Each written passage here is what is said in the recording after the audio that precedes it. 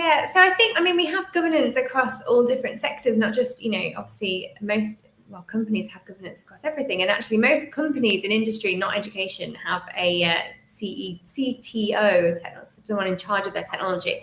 And actually digital governance is about building in those different structures and identifying people who are there to be accountable.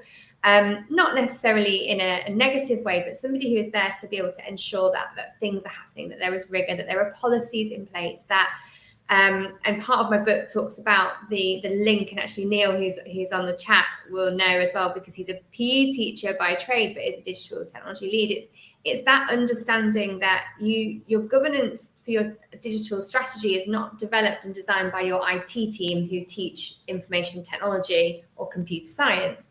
It's developed by somebody who is looking at it across a pedagogical and academic approach and pastoral approach. And then what you need is this links between the people within your school structure. So your governors are on the same vision. They understand what you're trying to achieve from integrating technology, and they're on board with that, and they're going to be able to put in the funding and the continuity, as Mark was talking about earlier, with your operational costs and your capacity costs, to make sure that it can continue to be driven.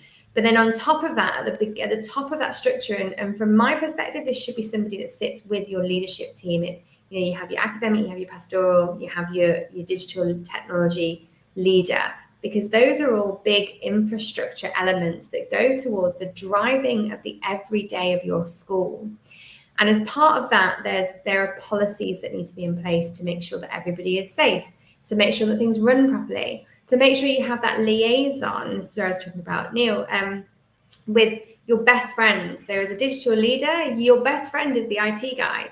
He's the person who understands everything that happens in terms of the hardware and helping out, and whether X, Y, and Z will connect. And, when you come to them with these crazy ideas, yes, that will work, or no, it won't, or give me 5 minutes and I'll have a look. They're the people with the knowledge about how the infrastructure will work and maintaining that infrastructure. And your digital leader is the person who looks at it with a pedagogical eye and says, what can we do to enhance learning here? What can we do to improve student outcomes? What can we do to better our school? Now, governance just outlines these different roles and responsibilities, and it equally highlights the roles of the teachers. It highlights what they should be doing with that technology. So we've given you this technology, you asked for this, it was going to make your life easier, let's do the training. And the training is going to happen this many times. And we've asked you for your opinion because we want to know, because we want to help you in your classroom. So please respond to the surveys and things that we're doing, because they're all going to filter back. And on top of that, there's the importance that if you request information, that you give it back. And the governance is all part of this creation of this ecosystem of what works best for the people on the ground, for the children every day, for the communities you work in.